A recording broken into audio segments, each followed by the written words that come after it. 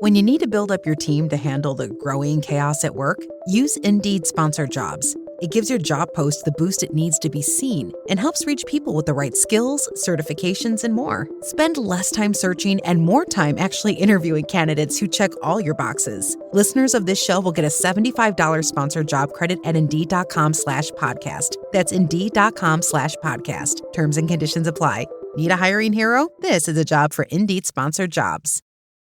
This message is brought to you by Apple Card. Shave ice by the beach. A trip to the state fair. And a throwback flick at the local drive-in. They're more than just items to check off the summer bucket list. They're also opportunities to earn 2% daily cash back when you use your Apple Card with Apple Pay. Apply for Apple Card now and use in-minutes with Apple Pay. Subject to credit approval. Apple Card is issued by Goldman Sachs Bank USA, Salt Lake City branch. Terms and more at applecard.com. Salut à toutes, salut à tous, bienvenue sur le Tour de Pologne. Ce n'est pas la plus prestigieuse des courses par étapes World Tour, mais pourtant c'est une course importante qui rapporte autant de points qu'un Tour de Catalogne ou qu'un Paris-Nice. Et puis surtout c'est une course au scénario un petit peu plus difficile à prévoir parce qu'il n'y a pas vraiment de hautes montagnes. Et donc les profils de coureurs qui peuvent s'imposer sont variés. Il n'y a qu'à voir les anciens vainqueurs pour se rendre compte que tout le monde peut un peu gagner. Brandon McNulty est le tenant du titre.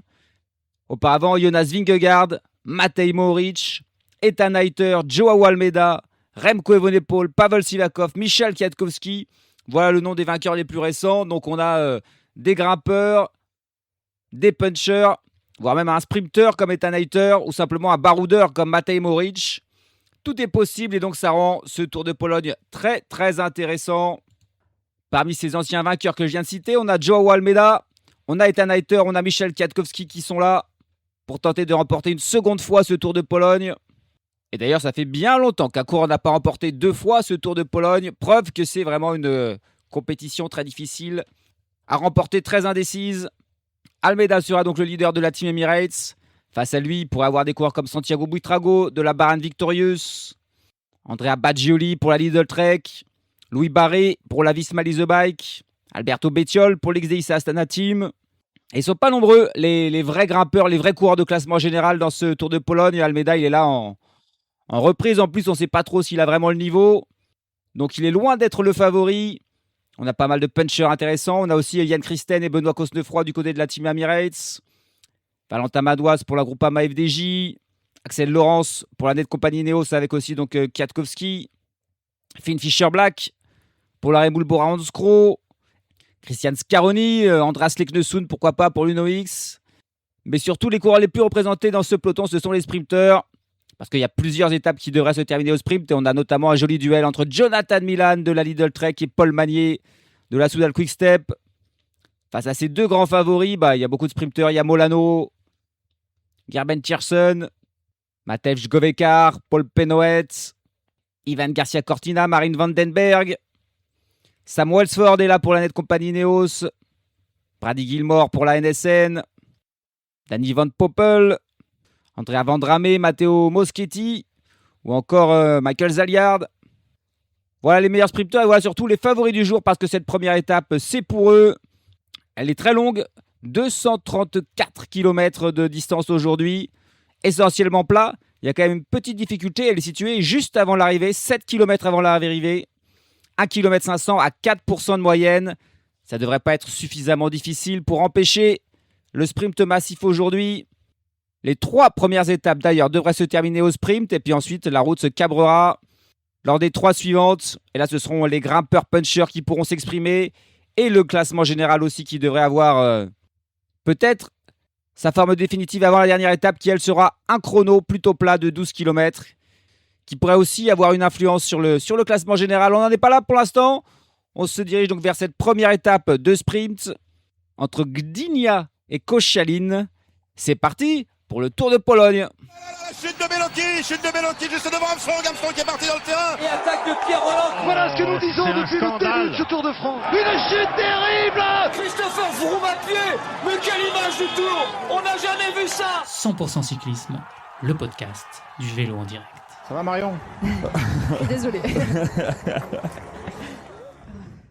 Allez, c'est parti pour cette étape la plus longue de ce Tour de Pologne, la première, 232 km. Tous ces coureurs ont été patients, ils ont regardé le Tour de France sans pouvoir se battre. Aujourd'hui, c'est leur tour. Première attaque là pour un coureur de la Visma, suivi par un coureur de l'UNOX. Mais pour l'instant, ça poursuit dans le peloton. Il y aura beaucoup de coureurs peut-être intéressés aujourd'hui pour prendre l'échappée. On a aussi là un coureur de l'Auto qui tente d'y aller. Lui, il a réussi à faire un petit écart, poursuivi par un coureur de la Jayco. Tout le monde est en forme, donc malgré la longueur de l'étape, c'est normal, il y a des attaques dans ce début d'étape. Allez, un groupe de 5 coureurs qui a pris un tout petit peu d'avance, une quinzaine de secondes d'avance sur le peloton. Avec Rudy Mollard pour la Groupama FDJ, Patrick Gamper pour la Jayco Alula, Bart Lehman pour la Visma Lease Bike, Simon Dalby pour l'UNOX Mobility. Et puis on a aussi un coureur de l'équipe nationale polonaise, parce qu'on a comme parfois dans les tours nationaux, une équipe composée de coureurs de division inférieure, uniquement de la nationalité du pays. Et là, c'est la Pologne. Et là, c'est Radoslav Fracak qui est à l'avant. Lui qui joue normalement au niveau continental dans une petite équipe polonaise. Le voilà à l'avant. Il y a un coureur de la Pinarello Q36 qui est sorti du peloton là à l'instant, qui tente de partir en contre, de rejoindre ce coup qui peut-être sera le bon, mais c'est pas sûr parce que voilà, le peloton est quand même bien motivé. Il y a beaucoup d'attaques. Beaucoup d'équipes qui aiment à l'avant. On sait que c'est une étape longue et donc voilà, la Lidl Trek et la Soudal Quick-Step qui ont Milan et Manier vont gérer. Mais on sait que sur les étapes très longues, c'est parfois un petit peu plus compliqué. Donc l'échappée, on se dit qu'on a une chance. Et c'est pour ça que les attaques continuent dans le peloton. C'est le Polonais Kamil Majecki pour la Pinarello Q36 qui est sorti tout seul et qui parvient à revenir sur la tête de la course. On a donc un groupe de 6 coureurs et un 6 coureurs qui sera bel et bien l'échappée du jour, parce que dans le peloton, ça se calme. Il aura fallu une vingtaine de kilomètres pour que l'échappée du genre se fasse définitivement. Et on a donc 6 coureurs qui vont tenter de donner du fil à retordre aux équipes des sprinteurs. Avec donc Rudy Mollard, Patrick Gamper, Bart Lehman, Simon Dalby, Kamil Majecki et Radoslav Fracak. L'écart qui est désormais au-dessus de la minute, 1 minute et 20 secondes, qui va grimper un petit peu parce que le peloton là est vraiment en mode roue libre, compact. On va voir combien de temps ils vont donner à ces échappés qui vont pouvoir se départager les sprints intermédiaires. Il y a 6 sprints intermédiaires aujourd'hui. 3 donneront des secondes, 3, 2 et 1, et des points pour le classement par points. Et puis 3 autres, eux, donneront des points pour un classement annexe qui permettra d'élire le plus combatif du jour et de la semaine. Ce seront les principaux points d'intérêt du jour avant le final, bien sûr. Allez, on va arriver au sprint intermédiaire, le premier sprint du jour. Après une trentaine de kilomètres, ces échappés ont 2 minutes d'avance. Là, c'est Fracak qui fait son effort, bien sûr, le coureur de l'équipe nationale polonaise, qui fait la bonne accélération, qui passe en tête. Kamil Majecki qui passe en 2e position. On ne s'est pas non plus livré à 100%, on va dire, pour ce sprint intermédiaire. On aimerait plutôt creuser l'écart avec le peloton, mais ça y est, hein, le peloton s'est mis en mode on maintient l'écart aux alentours des 2 minutes. Ce sont la Soudal Quick-Step et la Lidl Trek, les équipes de Paul Magnier et de Jonathan Milan, qui roulent en tête de ce peloton. On est à 198 km de l'arrivée, donc évidemment, il y a largement le temps de les reprendre. Et pourtant, on ne leur laisse que 2 minutes d'avance à ces 6 hommes à l'avant. Ça, c'est vraiment la nouvelle tendance dans le peloton. Même 5 minutes, désormais, c'est très difficile à aller chercher pour une échappée sur les étapes de plat. C'est aussi dû au fait que plusieurs fois, les sprinteurs se sont fait avoir, malgré des écarts assez faibles. Donc du coup, on essaye en tout cas de prendre le moins de risques possible, donc en maintenant un écart inférieur même là à 2 minutes, 1,50 d'avance pour les 6 hommes à l'avant. 157 km de l'arrivée. Les 6 hommes à l'avant ont 1 minute et 44 secondes d'avance et on va arriver au 2e sprint intermédiaire. Alors je pensais que c'était un sprint qui donnait des points pour la classification de la combativité, mais même pas. Ça ne donne aucun point pour aucun classement, ça donne juste 500 € pour celui qui passe en tête. C'est tout, c'est l'intérêt de ce sprint, relativement limité, le sprint à 500 balles. Il est possible que Radoslav Fracak soit intéressé pour le faire. Tous les autres coureurs qui sont des membres d'équipes de niveau World Tour vont peut-être pas s'amuser à aller le disputer. On avait vu Majecki et Mollard un petit peu faire le premier sprint intermédiaire pour aller chercher les secondes bonus. Ils ont été surpris un petit peu par Fracak. Cette fois-ci, je pense qu'ils vont laisser Fracak faire tout seul. On va voir ça. Pour l'instant, c'est Patrick Gamper qui menait. Mais Radoslav Fracak est désormais en train de mener.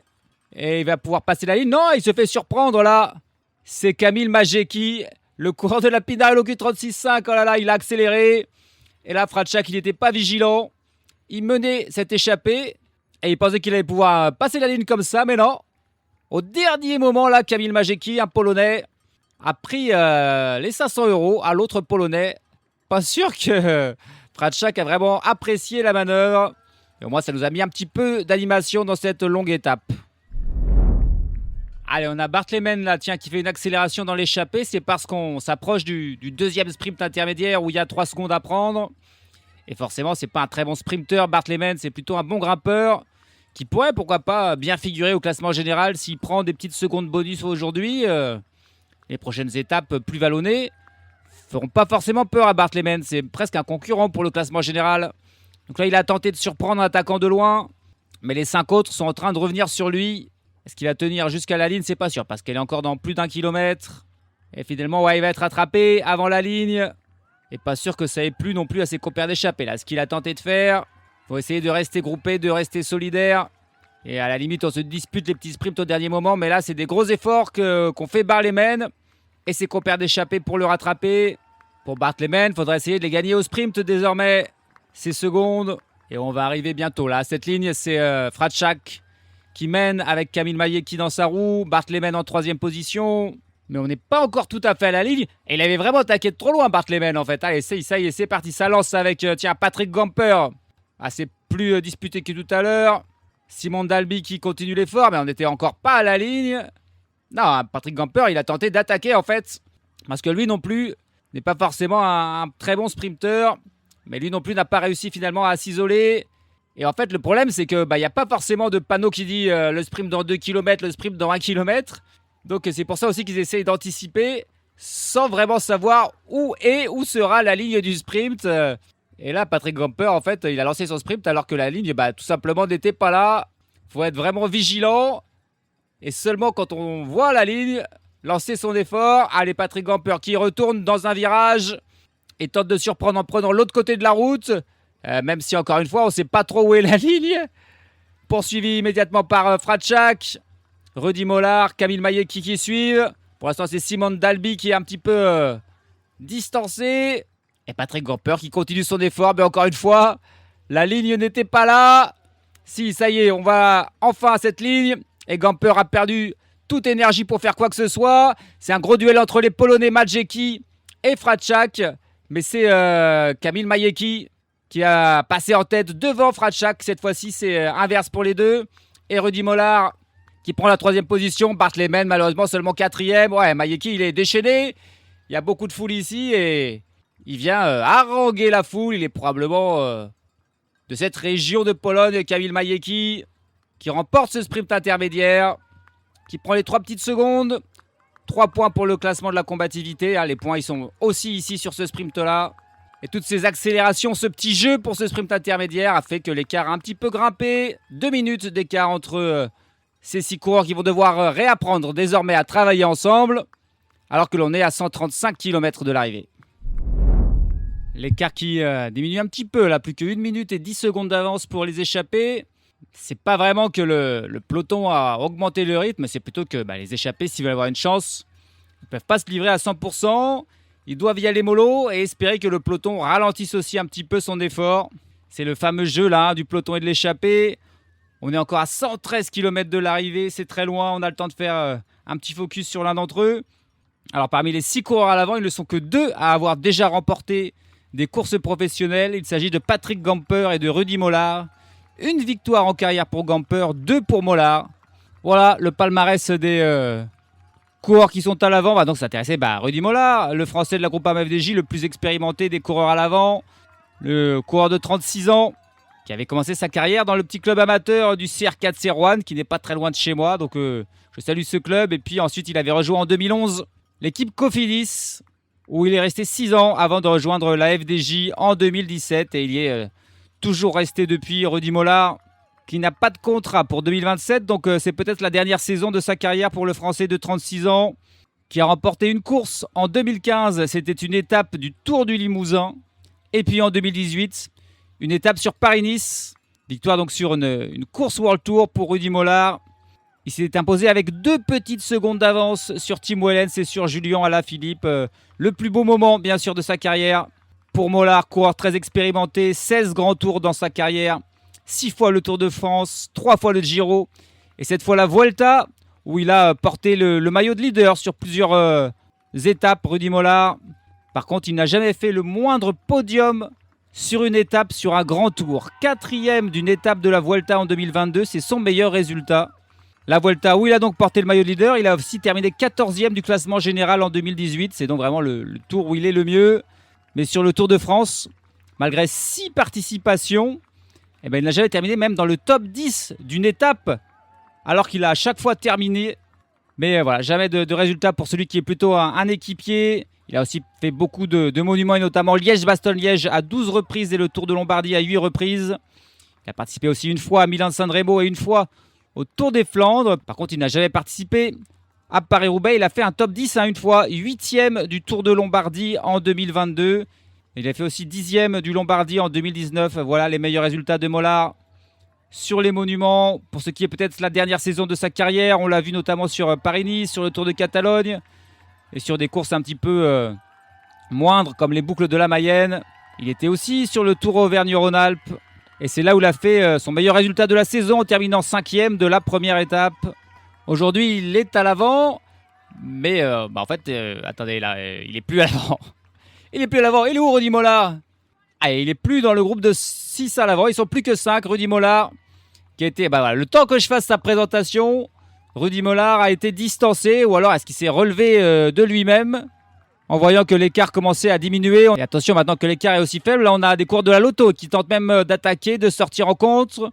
Ils ont été immédiatement poursuivis et repris. Mais voilà, attention, quand on roule trop proche de l'échappée, ça donne des idées à d'autres. Et là on va voir Jacopo Mosca de la Lidl Trek et Heiko Bastians de la Soudal Quick-Step. Les 2 coureurs qui roulent depuis le début de ce Tour de Pologne reprendre la tête de ce peloton sur des échappées où donc Rudy Mollard n'est plus là, il est porté disparu là, Rudy Mollard. When you need to build up your team to handle the growing chaos at work, use Indeed Sponsored Jobs. It gives your job post the boost it needs to be seen and helps reach people with the right skills, certifications, and more. Spend less time searching and more time actually interviewing candidates who check all your boxes. Listeners of this show will get a $75 sponsored job credit at Indeed.com/podcast. That's Indeed.com/podcast. Terms and conditions apply. Need a hiring hero? This is a job for Indeed Sponsored Jobs. This episode is brought to you by Accenture. When your advertising operations fall out of sync, everything else follows. Spotify and Accenture are working together to reinvent the rhythm of ad sales, using automation, analytics, and smarter workflows to simplify campaign delivery and access better data across the business. The result? Less time spent on operations, more time connecting brands with the moments and fandoms that matter most. Learn more at accenture.com/Spotify.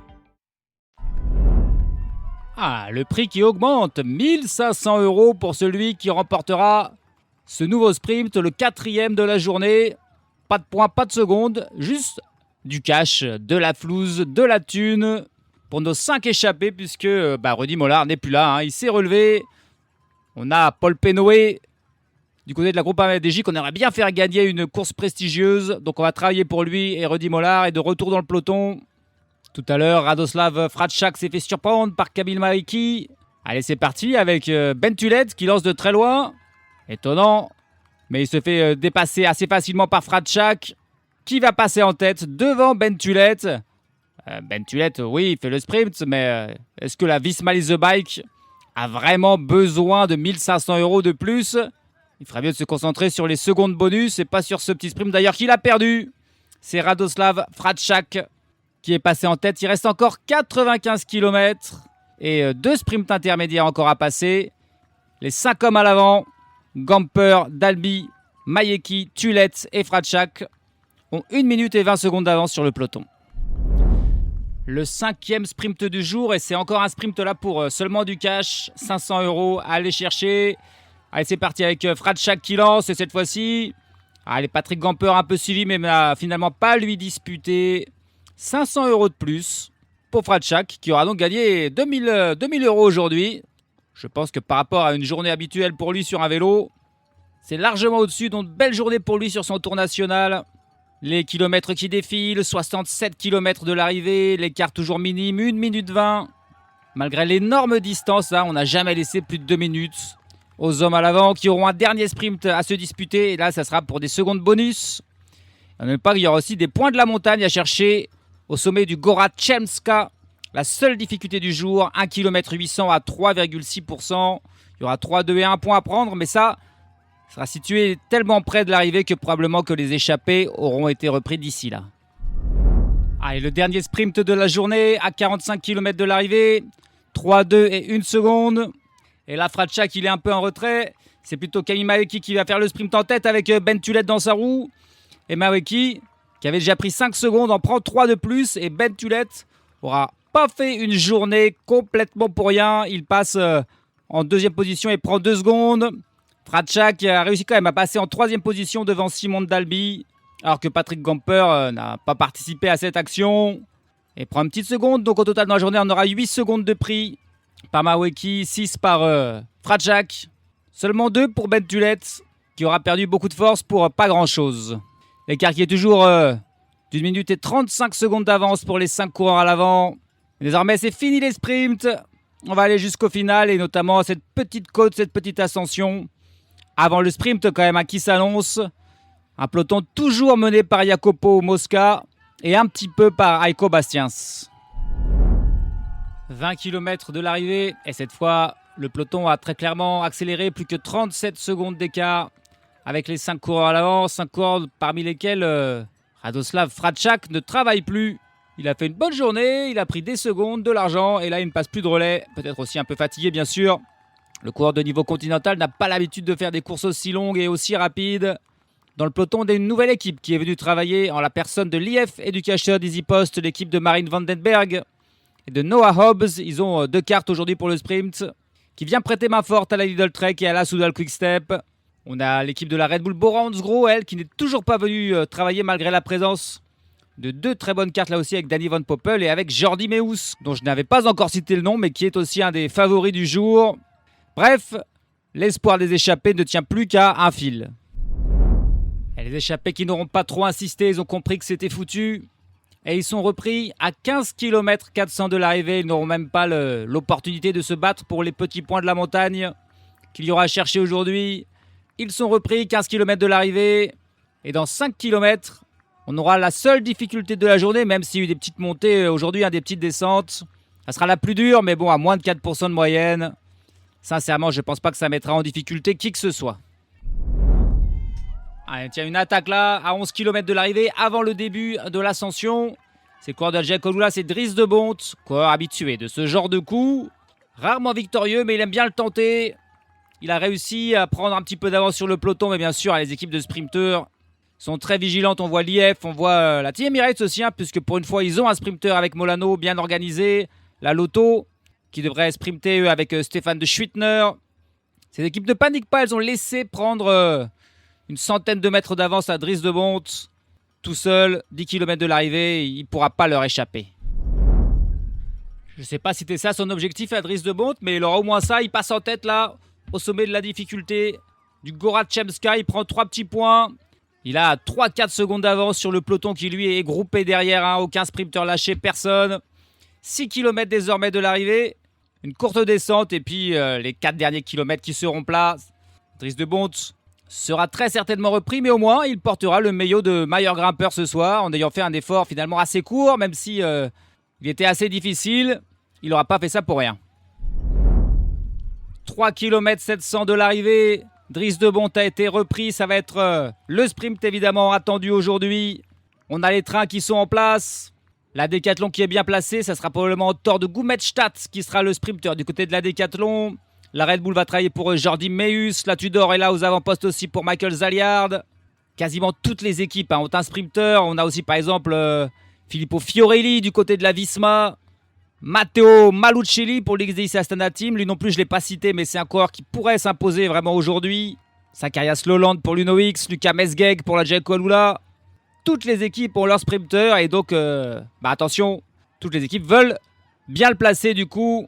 C'est très très tendu, on a la Picnic Postenel qui devrait sprinter peut-être avec Fritz Bisterbos, qui a besoin d'une victoire pour sauver sa saison.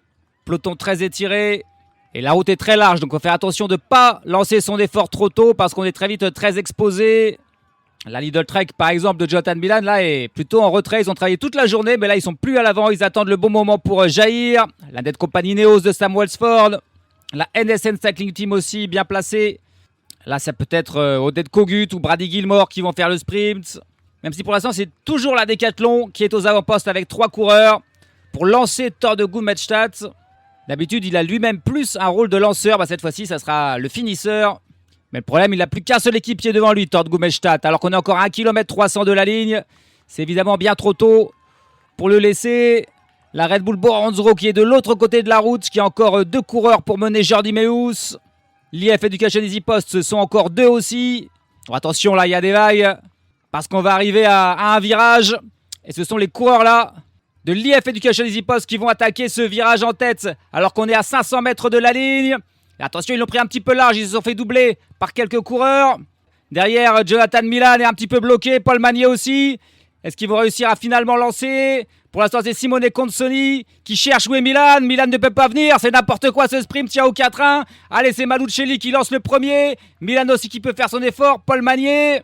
Noah Hobbs. Molano aussi. Pour l'instant, c'est Milan qui a pris l'avance. Jonathan Milan jusqu'au bout. Jonathan Milan qui va s'imposer devant Paul Magnier. Là, alors là, c'était un sprint complètement hectique. Il n'y avait plus aucun train dans les 500 derniers mètres. C'était très confus. Simone Consoli qui se retournait pour chercher Milan. Il n'était pas du tout dans sa roue. Et ça doit être Noah Hobbs qui prend la 3e place alors qu'ils étaient parfaitement placés dans ce dernier virage. Et ben Noah Hobbs, il a pris trop large et il a perdu la roue de Vandenberg. Et du coup, il y avait un petit trou là entre Vandenberg et le reste du peloton. Un trou qui a bouché Simone Consoli.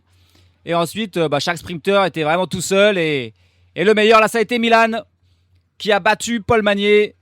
Il a pris le sillon de Matteo Malucelli, Jonathan Milan, avec son maillot de champion d'Italie, Jonathan Milan, qui apporte la victoire pour Lidl Trek. Et là, on va revoir les 500 derniers mètres, notamment ce virage où Vandenberg mène avec Noah Hobbs dans sa roue. Et c'est là que ça se joue. Noah Hobbs, tout simplement, le prend trop large, se fait doubler par Consoni, par un coureur de l'Astana aussi, équipier de Malucelli.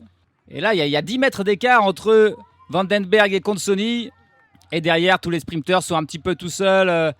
Paul Magnier dans la roue de Jonathan Milan, mais ils sont obligés de faire de gros efforts pour se replacer aux environs de la 6 ou 7e place. Et là, la route qui est d'un seul coup très étroite, donc les sprinteurs qui doivent se faufiler un petit peu. Et finalement, Milan, quand il lance son effort, il est beaucoup plus puissant que les autres dans son style haché, là, à secouer toute sa carcasse. Il termine avec un vélo d'avance sur Paul Magnier, Noah Hobbs dans sa roue.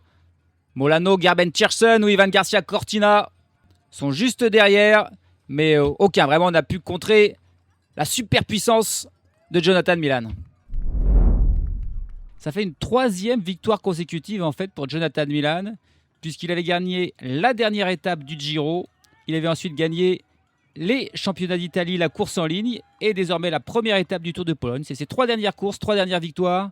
Sur le Giro, il avait été quand même plutôt dominé par Paul Magnier. Aujourd'hui, il a pris sa revanche. C'est la 34e victoire en carrière pour le coureur italien. La première sur le Tour de Pologne, dont il sera évidemment le nouveau leader. Il devance donc Paul Magnier, cette fois-ci battu. 2e, Noah Hobbs, le Britannique de l'IF Education Easy Post, vient prendre une belle 3e place, même si il était tellement bien placé au dernier virage qu'il aurait pu espérer mieux, mais c'était peut-être un petit peu tôt quand même pour lancer son sprint. Juan Sebastian Molano, le sprinter de la Team Emirates, fait 4e. Suivent Gerben Tiersen pour l'Alpecin Première Tech.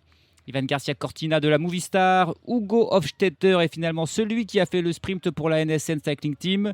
Termine 7e. Suivent Matteo Moschetti pour la Pinarello. Jordi Meeus, un petit peu décevant, seulement 9e. Et puis Zacharias Lolland complète le tome 10 pour l'UNOX. Déception pour Matteo Malucelli qui avait lancé le sprint en premier, finit seulement 11e. Thor de Gummedstadt, très bien placé à 1 km 300 de la ligne avec un équipier devant lui, il finit seulement 15e. C'était trop tôt. Il devance Michael Zilliard, ou le duo décevant aussi pour la Net Company Neos, Axel Laurence et Sam Welsford, 17 et 18e. Devant Stephen de Schwittner, et puis Paul Penouet, seulement 21e. Rudy Mollard qui s'est relevé au milieu de la course pour favoriser son sprinter. Bon, ça n'aura pas marché là le plan. Un peloton qui arrive groupé, à l'exception du duo Jasper De Beust et Heiko Bastiens, les deux coureurs belges qui terminent à 3 minutes et 39 secondes du vainqueur. Et puis on a un abandon aujourd'hui. C'est le français de l'Alpecin Première Tech, Florian Sénéchal, très certainement malade. Il abandonne déjà ce Tour de Pologne. Classement général, Milan leader devant Kamil Mawecki qui faisait partie de l'échappée et Paul Magnier. Milan aussi leader du classement par points devant Magnier et Noah Hobbs. Et puis au classement de la montagne, c'est Dries de Bondt qui est passé en tête et qui a pris 3 points. Stéphane Bissegger et Noah Hobbs qui étaient dans le peloton ont pris 2 et 1 point. Alors que c'est l'ami Radoslav Fratchak, coureur que l'on a découvert aujourd'hui, qui lui mène le classement de la combativité. Donc probablement il sera encore à l'avant demain parce qu'il y aura pas mal de sprints intermédiaires, une étape toute plate. Alors là c'est vraiment tout plat sur 150 km, c'est plus court qu'aujourd'hui, c'est beaucoup plus facile, c'est certainement un sprint une nouvelle fois qui aura lieu, c'est même sûr à 100%. Il y aura 5 sprints intermédiaires, encore une fois. Certains seront des prix spéciaux et d'autres donneront des secondes bonifs. Ça sera le seul intérêt d'une journée qui se terminera donc par un nouveau sprint. Magnier voudra prendre sa revanche sur Milan. Ça sera la 2e étape de ce Tour de Pologne. Et salut à tous, salut à toutes.